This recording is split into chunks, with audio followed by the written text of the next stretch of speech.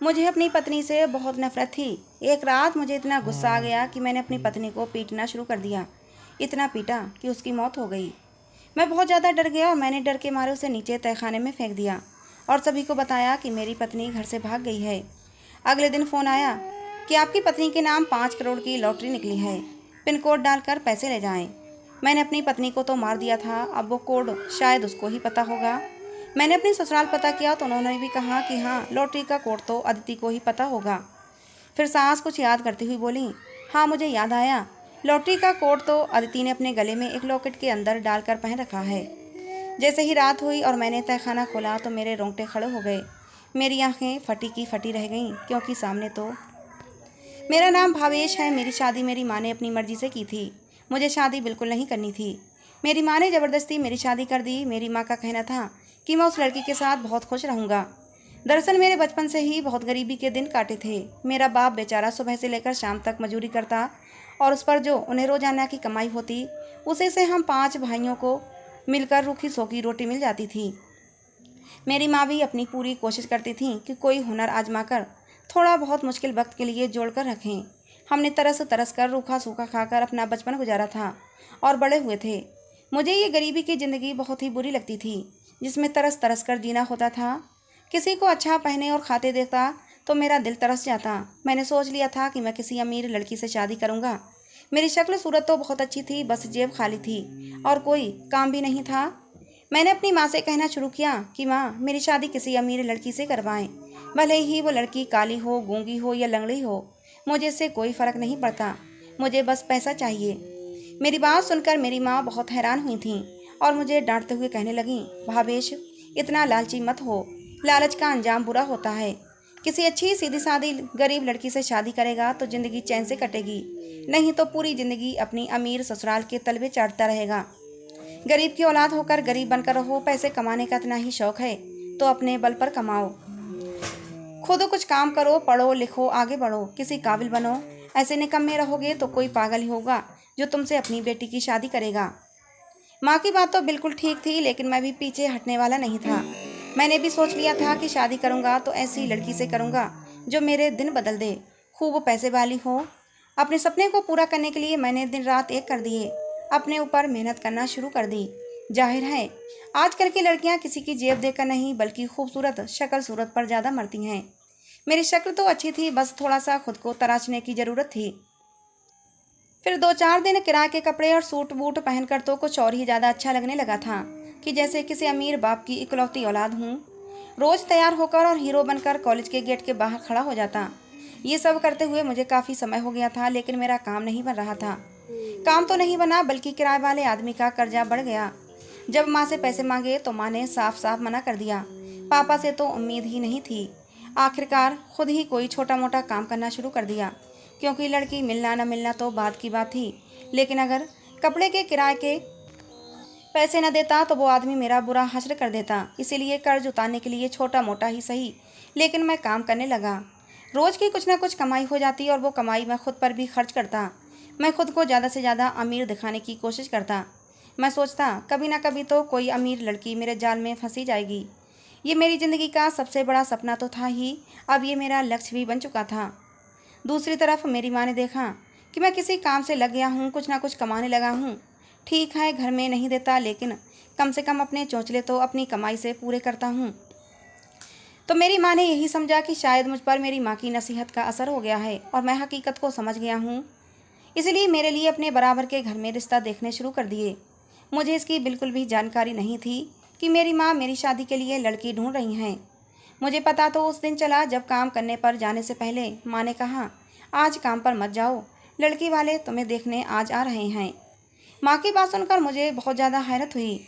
यानी अगर लड़की वाले हमारे घर आ रहे हैं तो इसका साफ मतलब है कि मेरी माँ लड़की देख चुकी हैं। आपने रिश्ता कब देखा माँ, मैंने सवाल किया। तो मेरी माँ हंसकर बोली, 1 महीने से रिश्ते देख रही हूँ, कोई 10-5 घर देख चुकी हूँ, लेकिन मुझे उन सब में ये लड़की और इसके घर वाले बहुत अच्छे लगे, इसलिए अपने घर पर बुलाया है। मैंने जल्दी से पूछा, माँ, ये लोग पैसे वाले हैं? मेरी बात सुनकर मेरी माँ ने मुझे घूरना शुरू कर दिया, खूब बातें सुनाई। इससे पहले कि मैं अपनी माँ को कुछ जवाब देता या मैं उन्हें कुछ समझाता, उसी वक्त दरवाजे पर दस्तक हुई। यकीनन रिश्ते वाले पहुंच चुके थे। मैं बुरा सा मुंह बनाकर खामोश हो गया। वो लोग वापस गए तो रिश्ते के लिए हाँ कर गए। उन्हें मैं और हमारा घर पसंद आया था। मेरी माँ तो खुशी से फूली नहीं समा रही थी, लेकिन मुझे कोई खुशी नहीं हो रही थी। मुझे तो रिश्ता होने की खुशी तब होती जब लड़की किसी अमीर घराने से होती और उससे शादी करने के बाद मेरी ऐश हो जाती। उस समय मैं लालच में अंधा हो चुका था।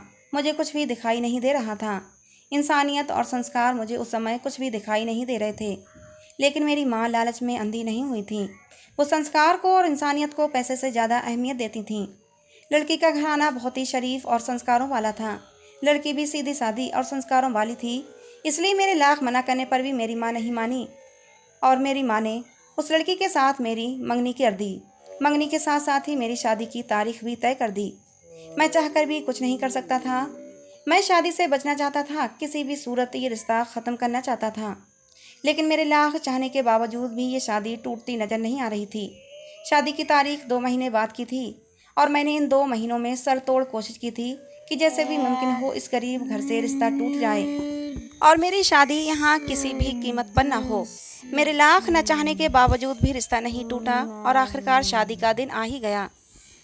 मेरी माँ उस दिन बहुत खुश थी और खुश क्यों ना होती, ये रिश्ता उन्हीं की तो पसंद का था।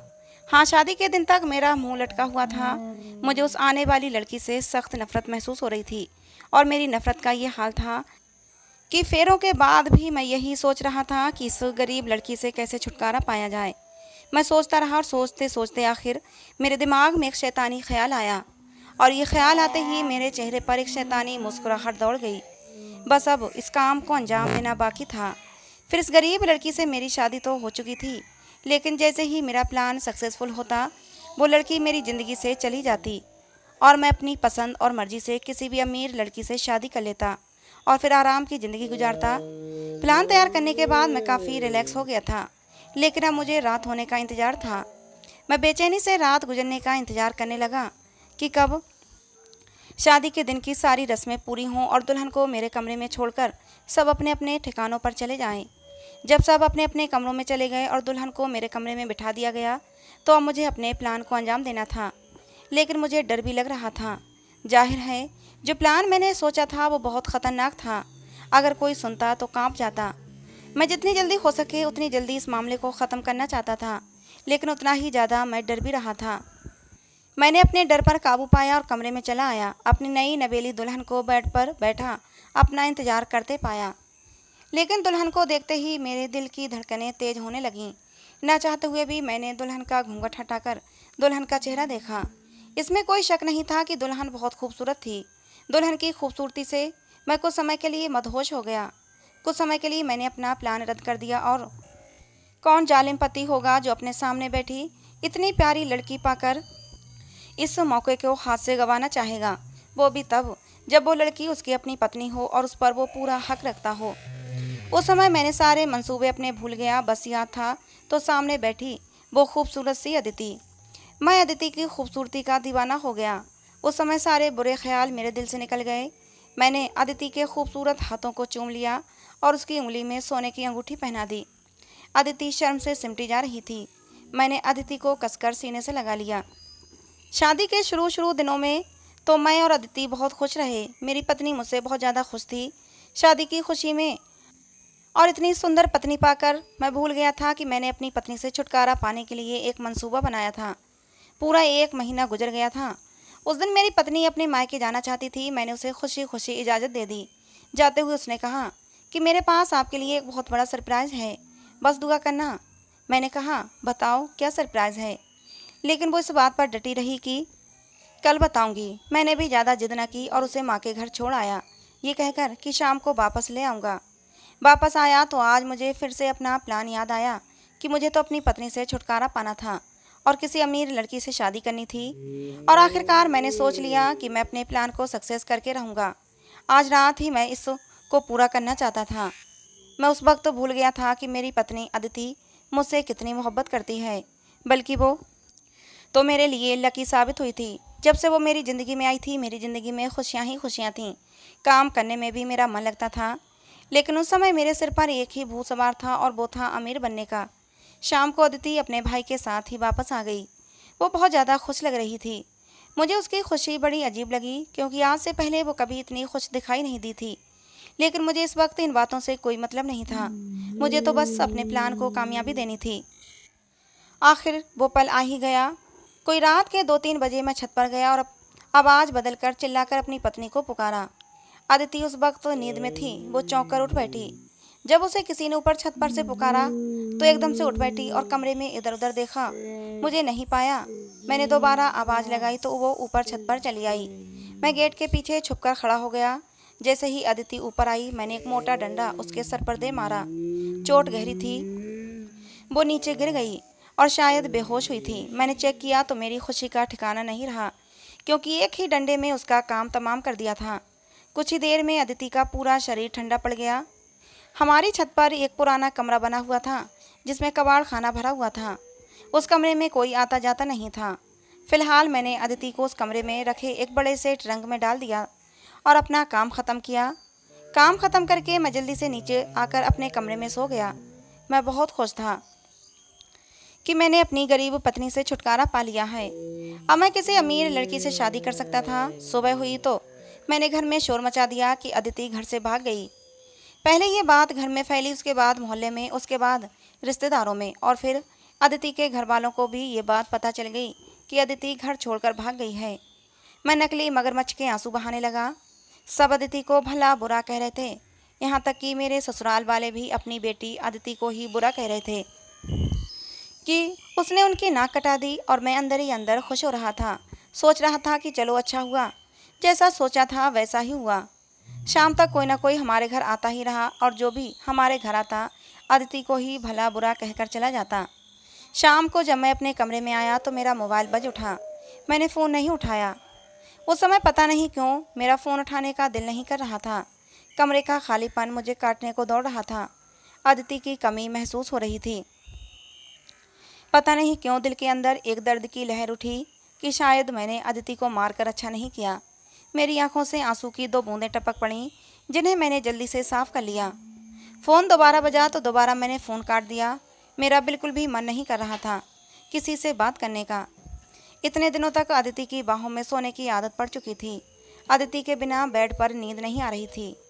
फ़ोन एक बार फिर से बजा तो इस बार मैंने फ़ोन उठा लिया, लेकिन दूसरी तरफ से जो कहा गया उसने मेरे होश उड़ा दिए। दूसरी तरफ एक आदमी बोल रहा था, जो अदिति का नाम लेकर कह रहा था कि आपकी पत्नी अदिति के नाम 5 करोड़ की लॉटरी लगी है, कूपन कोड डालकर लॉटरी के पैसे ले जाएं।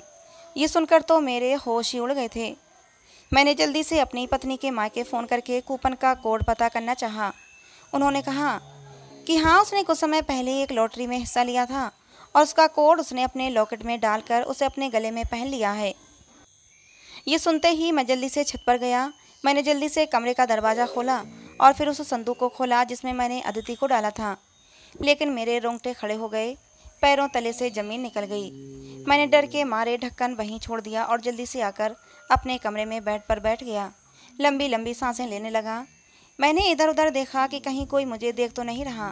मेरा पूरा शरीर पसीने में भीग चुका था। मैं ट्रंक वाला दृश्य आंखों से हटा नहीं पा रहा था। मेरे दिमाग ने काम करना बंद कर दिया था। उस वक्त मैं लॉटरी के बारे में भी भूल गया था। एक और नई मुसीबत मुझे अपने ऊपर मंडराती हुई नजर आ रही थी। मैंने सोचा कि यहाँ से भाग जाता हूँ। ये सोचकर मैंने अपना बैग तैयार किया, उसमें कपड़े डालने शुरू कर दिए। लेकिन तभी ख्याल आया, कोई पूछेगा कि मैं कहाँ जा रहा हूँ तो क्या जवाब दूंगा। सुबह तो मैंने अपनी पत्नी के भागने का ड्रामा रचा था। अब मैं भी घर से गायब हो जाऊंगा तो सब लोगों का शक मुझ पर ही जाएगा। ये सोचकर मैं सर पकड़कर बैठ गया। मुझे कुछ भी समझ नहीं आ रहा था। पूरी रात डर की वजह से मुझे नींद नहीं आई। सुबह 4-5 बजे जाकर कहीं मेरी आंख लगी थी और 10 बजे जाकर कहीं आंख खुली। रात वाली बात याद करते ही मैं फिर से डर से कांपने लगा। पहली बार मुझे अपने लालच पर अफसोस हुआ था। अपने लालच के चलते मैंने अपनी इतनी खूबसूरत और प्यार करने वाली पत्नी के साथ इतना गलत किया। अब मैंने यहाँ से भागने में ही भलाई समझी, लेकिन सोचा कि दिन के उजाले में नहीं, रात के अंधेरे में भागूंगा। इसलिए रात होने का इंतजार करने लगा। पूरा दिन चुपचाप उदास घूमता रहा। ऐसा लग रहा था जैसे हर कोई मुझे ही घूर रहा है। मुझसे खाना भी नहीं खाया गया।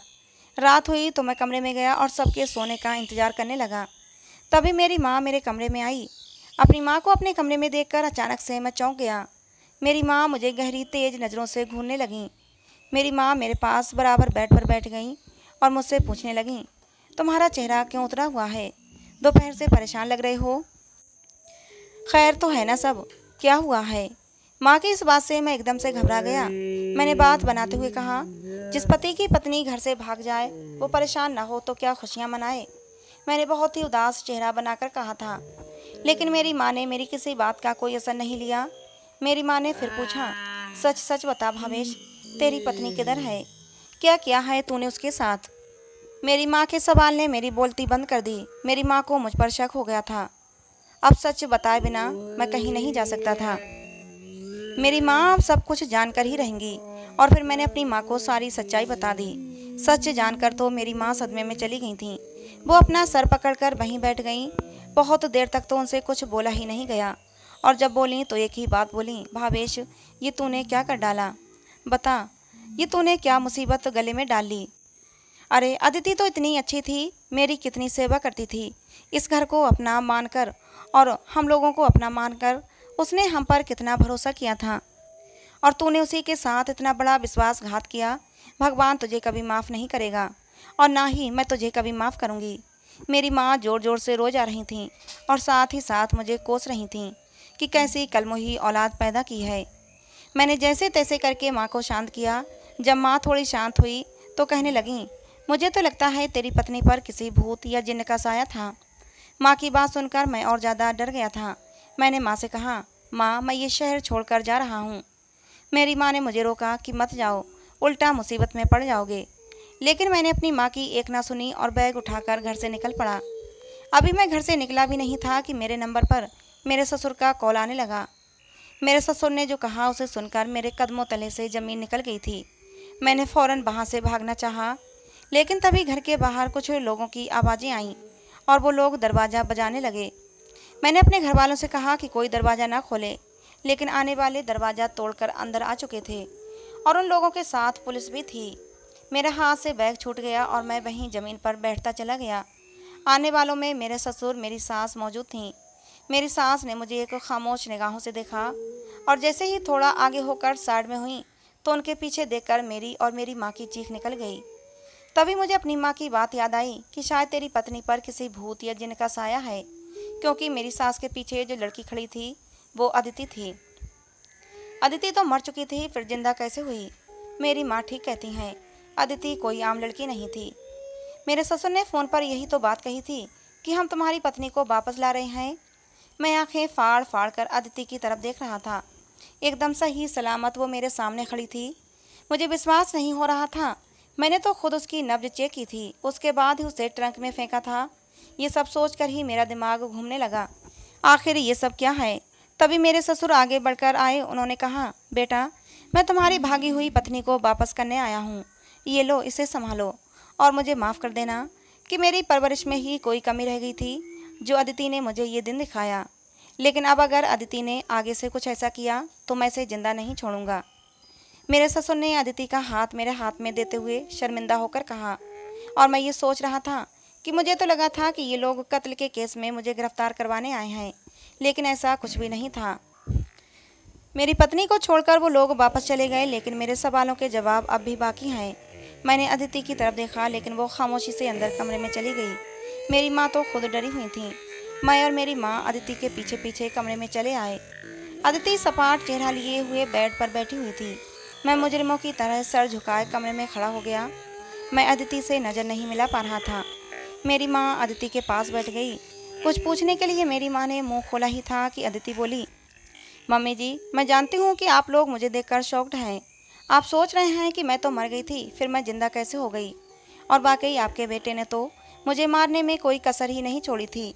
लेकिन भावेश, इससे पहले कि मैं आगे की कहानी तुम्हें बताऊं, मैं जानना चाहती हूँ कि तुमने मुझे जान से मारने की कोशिश क्यों की।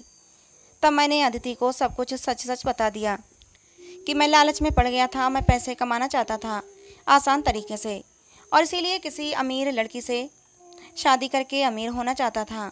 लेकिन मेरी शादी तुम जैसी गरीब लड़की से हो गई और मैंने तुम्हें रास्ते से हटाकर किसी अमीर लड़की से शादी करने के बारे में सोचा था। मेरी बात सुनकर अदिति की आंखों में आंसू और तेजी से बहने लगे थे। बोली, मैंने तो भावेश तुम्हें सच्चे मन से अपना पति स्वीकार किया था और तुमसे सच्ची मोहब्बत की थी। हालांकि शादी से पहले मैं शादी करने से इनकार कर रही थी। मैंने भी गरीबी में आँख खोली थी, लेकिन मैं सुंदर थी और इसी सुंदरता को हथियार बनाकर मैं भी चाहती थी कि किसी खाते पीते घर में मेरी शादी हो, जैसे कि इस गरीबी से मुझे छुटकारा मिले। मैंने अपने माँ बाप को मना भी किया था कि मुझे इस गरीब लड़के से शादी नहीं करनी, लेकिन मेरे माँ बाप नहीं माने और भावेश तुमसे मेरा रिश्ता हो गया। लेकिन जब इस घर में आई तो भावेश का प्यार पाकर और आपकी ममता की छाँव में मैं गरीबी अमीरी का फ़र्क भूल गई। मैं समझ गई कि पैसे से ज़्यादा प्यार की अहमियत होती है। भावेश ने भी इतने दिनों तक मेरा कितने अच्छे से ख्याल रखा था। मैं तो कभी सपने में भी नहीं सोच सकती थी कि भावेश मेरे साथ ये सब कुछ करेंगे। उस दिन जो भावेश ने मेरे सिर पर डंडा मारा था तो दर्द की वजह से मैं नीचे गिर गई थी। मैं पूरी तरह बेहोश नहीं हुई थी, कुछ होश में थी। जब भावेश मेरे पास आया और जब वो मुझे चेक करने लगा कि मैं मर गई या जिंदा हूँ, तो मुझे शक हो गया कि भावेश मुझे जान से मारना चाहता है। इसलिए मैंने अपनी सांस कुछ देर के लिए रोक ली थी।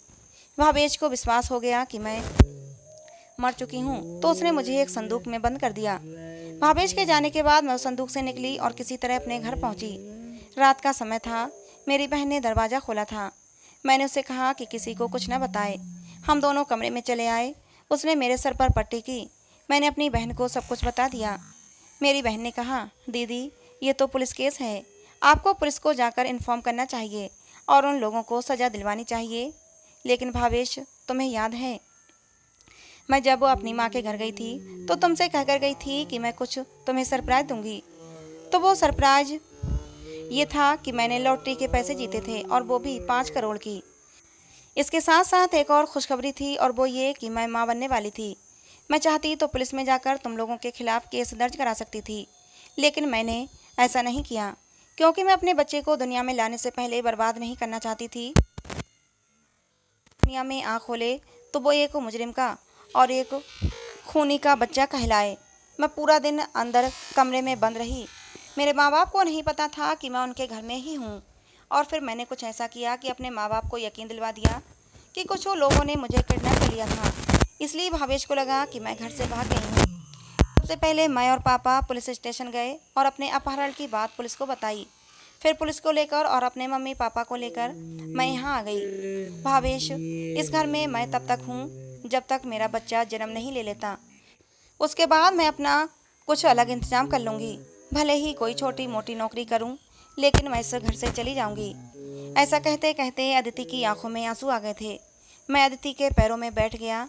अदिति, मुझे माफ़ कर दो। मैं लालच में अंधा हो गया था। तुम ये बिल्कुल मत सोचना कि पैसों के लालच में मैं बदल गया हूँ। मेरा विश्वास करो, तुम्हें मानने के बाद भी मेरा दिल सुकून से नहीं था। मैं बहुत बेचैन था। मुझे एक मौका तो दो। मैं तुम्हें कभी शिकायत का मौका नहीं दूंगा। लेकिन अदिति ने मेरी तरफ से मुंह फेर लिया। समय धीरे धीरे गुजरता गया। अब अदिति मुझसे बात नहीं करती थी। वो अलग कमरे में रहने लगी थी। हमें लॉटरी के पैसे भी मिल गए थे। अदिति ने वो सारे पैसे मेरे सामने लाकर ढेर कर दिए और कहा, लो अपने लालच की भूख मिटा लो। लेकिन मैंने वो सारे पैसे गरीबों में दान कर दिए। मुझे अब पैसों का लालच नहीं था। मुझे तो बस अदिति की मोहब्बत चाहिए थी, जिसके लिए मैं तरस गया था। अब मैं दिन रात मेहनत करने लगा था और अपने बल पर पैसे कमाने लगा था। अदिति ने मेरे घर में कदम क्या रखा, मेरी तो किस्मत ही चमक गई थी। थोड़े से पैसे जमा करके छोटा सा बिजनेस डाला और भगवान की ऐसी कृपा हुई कि खूब चल निकला। धीरे धीरे मेरे घर से सारी गरीबी दूर हो गई थी। और फिर एक दिन अदिति ने एक प्यारी सी बच्ची को जन्म दिया। मेरी बच्ची जब 3 महीने की हो गई तो एक दिन अदिति हमारी बच्ची को लेकर जाने लगी। उसने साफ कह दिया कि अब मैं इस घर में नहीं रह सकती। लेकिन तभी मेरी माँ बीमार पड़ गई और माँ की वजह से अदिति घर पर रुक गई। माँ को बीमारी ने ऐसा पकड़ा कि वो बिस्तर से उठ नहीं पा रही थीं। पूरे 8 महीने तक माँ बिस्तर से लगी रहीं और अदिति ने उनकी मन लगाकर सेवा की थी। मेरी बेटी अब 1 साल की होने वाली थी और जब मेरी बेटी ने पहली बार अपने मुंह से पापा शब्द कहा तो जैसे मुझे दुनिया जहान की नेमतें मिल गई थीं। मैंने खुशी से अपनी बेटी को गोद में उठाकर नाचने लगा था। और यही वो पल था जब अदिति ने अपना फैसला बदल लिया था। अदिति ने मुझे माफ़ कर दिया, भले ही अपनी बच्ची के लिए माफ़ किया हो। अदिति ने मुझसे कहा, भावेश मैं तुम्हें माफ़ करती हूँ। मैं एक बेटी को उसके पिता से अलग नहीं कर सकती। और अब वाकई मुझे यकीन होने लगा है कि तुम बदल गए हो। आज का दिन मेरी ज़िंदगी का सबसे बड़ा दिन था। मैंने खुशी से अदिति को गले लगा लिया। हमारी फैमिली पूरी थी, किसी बात का कोई दुख नहीं था। अब मेरे मन से लालच हट गया था। मैं समझ गया था कि प्यार ज़्यादा ज़रूरी है, पैसा नहीं। दोस्तों, अदिति ने भावेश को माफ़ करके सही किया या गलत, अपनी राय कमेंट बॉक्स में ज़रूर देना। कहानी पसंद आई हो तो प्लीज़ लाइक करना। ऐसी और कहानियों के लिए हमारे चैनल को सब्सक्राइब करना। कहानी को अंत तक सुनने के लिए आप लोगों का बहुत बहुत धन्यवाद। मिलते हैं दोस्तों अगली किसी नई कहानी में।